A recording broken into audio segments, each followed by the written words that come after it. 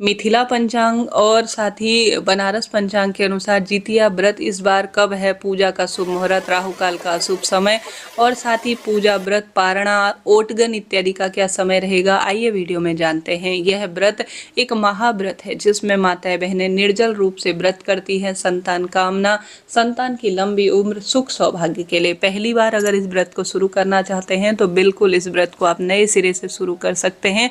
इस व्रत को करने से सब सुख आपको मिलेंगे, संतान की लंबी आयु होगी और सौभाग्य में भी निरंतर वृद्धि होगी। अश्विन माह की अष्टमी तिथि जब शुद्ध अष्टमी प्राप्त होती है उसी दिन आप सभी को जितिया व्रत धारण करना चाहिए, तभी यह व्रत श्रेष्ठ और शुभ माना जाता है।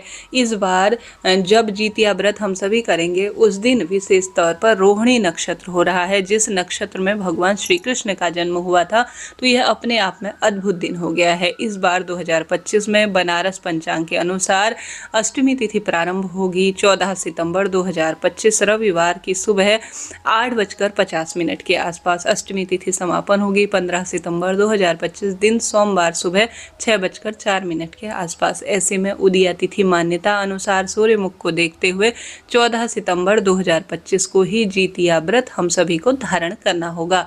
साथ ही 13 सितंबर 2025 को सप्तमी रहेगी, इसी दिन नहाय खाय किया जाएगा और 15 सितंबर को व्रत का पारणा किया जाएगा। तो तीनों तिथियों में सबसे सुंदर श्रेष्ठ नक्षत्र और योग का निर्माण हो रहा है, स्क्रीन पर मैंने दिया हुआ है। इस दिन आप सभी जैसे 14 सितंबर को व्रत करेंगे तो सुबह जल्दी उठकर ओडगन किया जाता है जिसे सरगी भी कहते हैं, वह आपको करना होगा। तो 14 सितंबर सरगी ओडगन करने का शुभ समय हो रहा है सुबह 4 बजे से लेकर 4:50 के आसपास। इस समय ही आप सभी को सरगी या ओटगन कर लेना होगा अपने क्षेत्र की परंपरा के अनुसार। इस दिन जो है विशेष तौर पर आप सभी को सुंदर रूप में कई तरह के दुर्लभ सहयोग मिल रहे हैं, जैसे कि जितिया व्रत के दिन 14 सितंबर को प्रातःकाल पूजा का शुभ समय 4:56 से 5 यह समय जो है 6:05 है। अभिजीत मुहूर्त जो कि हर कार्य की सिद्धि के लिए जाना जाता है 11:52 से दोपहर 12:41 के आसपास प्राप्त हो रहा है। विजय मुहूर्त दोपहर में 2:20 से दोपहर 3:09 के आसपास हो रहा है। शाम की पूजा अधिकतर क्षेत्रों में शाम को ही इस व्रत की संपूर्ण श्रेष्ठ पूजा की जाती है। तो 14 तारीख को शाम को प्रदोष काल की पूजा का समय 6:27 से शाम 7:37 के आसपास हो रही है। इसी समय आप सभी अपने व्रत उपवास को संपूर्ण परिपूर्ण जो है पूजन के रूप में लीजिएगा। इस दिन रविवार हो रहा है तो सब लोग घर पर ही होंगे तो बहुत ही बढ़िया समय है।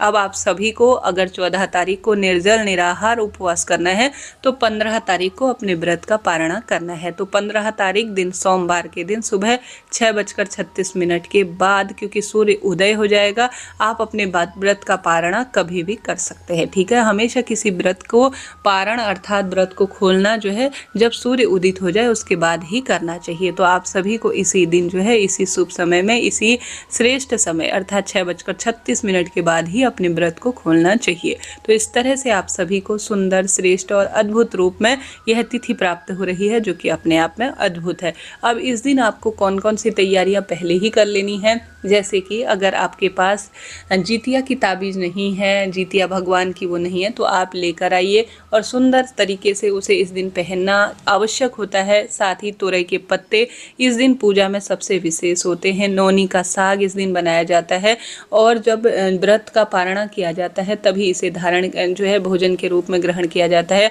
और साथ ही ओडगन के समय आप उससे पहले अर्थात नहाय खाए 13 तारीख को करेंगे तो बाल इत्यादि आप धो लीजिएगा। जो है इस दिन शनिवार का कोई दोष नहीं लगेगा। बार से बड़ा त्यौहार है तो शनिवार 13 तारीख को आप बाल धो सकते हैं, कोई चिंता टेंशन की बात नहीं। नाखून इत्यादि काटने हैं तो वह काट लीजिएगा। शुद्धता का ध्यान रखा जाता है। आप जब जो सप्तमी है नहाय खाय करेंगे तो उसमें भी साफ स्वच्छ वस्त्र पहने। पूजा पाठ किसी भी स्वरूप में भले ही धोती पुरानी हो परंतु वह साफ सुथरी धुली हुई होनी चाहिए, इस चीज़ का आप ध्यान रखिएगा। इस दिन खल और सरसों के तेल जीमूत वाहन भगवान के समक्ष भोग स्वरूप रखे जाते हैं। विधि विधान से कुशा के जीमूत वाहन भगवान की एक लोटे में, एक कलश में मूर्ति प्रतिमा सी भी बनाकर और चील सियारन की मिट्टी की मूर्ति प्रतिमा बनाकर विधि विधान से धूप दीप नैवेद्य अक्षत और सभी चीज़ों का जो है भोग इत्यादि लगाया जाता है, भोग प्रसाद उन्हें समर्पित किया जाता है। और इस दिन जो है जितिया व्रत की सर्वश्रेष्ठ कथा का श्रवण किया जाता है, जो कि अपने आप में अद्भुत है। इस दिन माताएं बहनें बहुत कठोर तपस्या करती हैं। जीमूत वाहन भगवान के समक्ष, चील सियारन के समक्ष जो सोने चांदी का जितिया व्रत का ताबीज होता है उसे रखती हैं, उसमें रोली चंदन मोली अक्षत सभी चीज़ें लगाती हैं। और जब व्रत खोलना होता है, व्रत पारणा करना होता है, उसी को पहले पहना जाता है। उसके बाद ही नौनी का साग और जो क्षेत्रीय परंपरा के अनुसार प्रसाद होता है जिसका भोग भगवान को लगाया है उसे ग्रहण किया जाता है। और खल और जो तेल है जो भगवान के सामने प्रस्तुत किया है जीमूत वाहन भगवान के समक्ष, उसे जो है अपने बच्चों के सर पर आशीर्वाद स्वरूप तेल के रूप में लगाया जाता है। तो यह व्रत एक त्याग के समान है जो माता और बच्चों के एक अटूट विश्वास का प्रतीक है। तो इस तरह से आपके लिए यह जानकारी थी। वीडियो उचित उपयोगी रहा है तो कमेंट्स बॉक्स में जीमूत वाहन भगवान की जय, जितिया व्रत की जय जरूर लिख दीजिएगा। मैं प्रार्थना करती हूँ कि आपके सब काम सिद्ध हों और हारी बीमारी दूर हो। राधे राधे।